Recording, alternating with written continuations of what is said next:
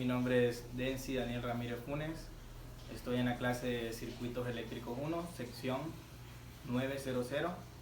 Y el tema que me toca presentar es el circuitos eléctricos de segundo orden en un caso sobre amortiguado. Entonces vamos a proceder a resolver y explicar el circuito. Bueno, un ejercicio que tomé fue un ejercicio del libro de Sadiku de la quinta edición, que es del capítulo 8 de los circuitos de segundo orden. El ejercicio es el 8.17. El enunciado dice: en el circuito el interruptor se mueve instantáneamente de la posición A a la B en tiempo igual a 0. Y nos pide encontrar estos incisos siguientes, que son el A, la ecuación diferencial de VDT, que es el que tenemos el voltaje en el capacitor, para un tiempo mayor a 0. El inciso B, que pide la frecuencia natural del circuito, y C, el comportamiento natural del circuito. Ok, el circuito es el siguiente. Tenemos aquí un arreglo de una fuente de corriente, una resistencia de 4 ohmios, una resistencia de 10 ohmios, un capacitor de 0.4 faradios y tenemos un inductor, una bobina de 0.25 henrios. Y tenemos inicialmente el circuito aquí en la posición A, con un switch en la posición A, que posteriormente se va a pasar a la posición B, que lo tenemos aquí. Quedaría el circuito así. Quedaría solo con una resistencia, la bobina y el capacitor. Entonces, por análisis, vamos a seguir aquí a plantear las primeras ecuaciones analizando este circuito. Vamos a plantear las primeras ecuaciones, donde yo voy a hacer una lectura de voltajes de Kirchhoff, a esta malla, la cual he llamado I, solamente I. Y analizando este circuito, vemos que la corriente que va a pasar por el capacitor va a ser igual, la misma corriente que va a estar en el inductor, que es la corriente que circula a través de la malla. Entonces, I de C y L va a ser igual a I. Del mismo análisis podemos obtener entonces el voltaje, podemos plantear el voltaje del capacitor. De la teoría sabemos que es 1 sobre la capacitancia, la integral desde 0 a t, porque estamos para un tiempo mayor a 0, de la corriente del capacitor por el diferencial del tiempo.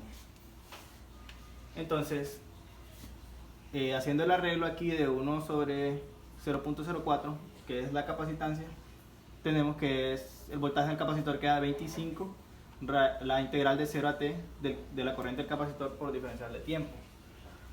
Así bien, también podemos encontrar el voltaje en el inductor con la ecuación de la inductancia por la derivada de la corriente del inductor con respecto al tiempo. La inductancia tenemos que es 0.25 henrios, lo represento aquí como un cuarto de la derivada de la corriente del inductor con respecto al tiempo. Así encontramos las primeras dos ecuaciones, que la cual llamé 1 y 2. Muy bien, procedemos a hacer la lectura de malla, porque estamos trabajando con voltaje. Ocupamos encontrar la ecuación diferencial del voltaje del capacitor. Entonces se hace una lectura de malla, ley de voltajes de Kirchhoff en la malla I. Haciendo la lectura tenemos que al pasar la corriente sería 10I más el voltaje en el inductor más el voltaje en el capacitor, VT, igual a 0. Igual a 0. Entonces esta es nuestra ecuación, esta es nuestra primera ecuación haciendo la lectura de la malla I. Pasándonos aquí, vamos a hacer un arreglo ahora. Vamos a despejar para la corriente del capacitor, y esto lo logramos derivando lo que es el voltaje del capacitor, VDT, para despejar para la corriente, ya que tenemos que la corriente del capacitor es la misma que del inductor y la de la malla. Entonces, aplicando derivada en el voltaje del capacitor, pues aquí nos queda la derivada de VDT sobre 25, porque el 25 pasa acá, con respecto al tiempo, y la derivada con la integral con respecto al tiempo se nos cancela, se nos elimina y nos queda, ya encontramos el voltaje, perdón, en la corriente del capacitor. Entonces le llamé una ecuación número 3. Ahora procedí a reemplazar lo que encontré en esta ecuación en la ecuación número 2, que es en el voltaje del inductor. Entonces, reemplazando 3 en 2, tenemos que el voltaje del inductor es igual a 1/4 de la derivada, y reemplazamos aquí la corriente del inductor como es la misma del capacitor, y encontramos la corriente del capacitor, que es la derivada de V de t sobre 25 con respecto al tiempo. Entonces ya encontramos una nueva expresión para el voltaje del inductor en términos de V de t, que sería la segunda derivada de voltaje del capacitor sobre 100 con respecto al tiempo. Entonces ya tenemos nuestros términos todos con respecto del voltaje del capacitor.